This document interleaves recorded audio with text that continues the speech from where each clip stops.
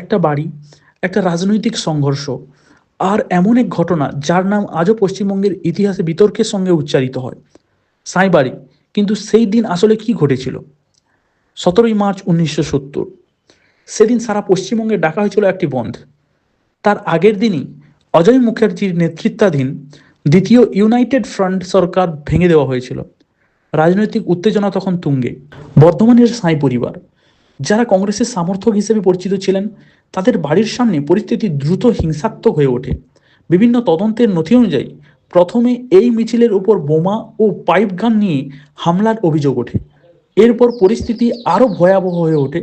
সংঘর্ষের মধ্যে প্রণব কুমার সাঁই, মলয় কুমার সাঁই এবং জিতেন্দ্রনাথ রায় নিহত হন। এরপর শুরু হয় দীর্ঘ আইনি লড়াই। এই ঘটনায় বহুজনের বিরুদ্ধে মামলা হয়। তদন্তের জন্য গঠন করা হয় মুখার্জি কমিশন। কিন্তু 1978 সালে আদালতে প্রমাণের অভাবে 83 জন অভিযুক্তকেই খালাস দেয়। তবুও সাঁইবাড়ি ঘটনা নিয়ে বিতর্ক কখনো থামেনি।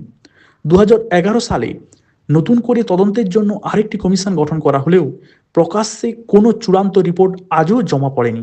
তাই আজ অর্ধ শতাব্দীরও বেশি সময় পরে সাঁইবাড়ি শুধু একটি পুরনো মামলা নয়, একটি পশ্চিমবঙ্গের রাজনৈতিক ইতিহাসের অন্যতম আলোচিত এবং বিতর্কিত অধ্যায়।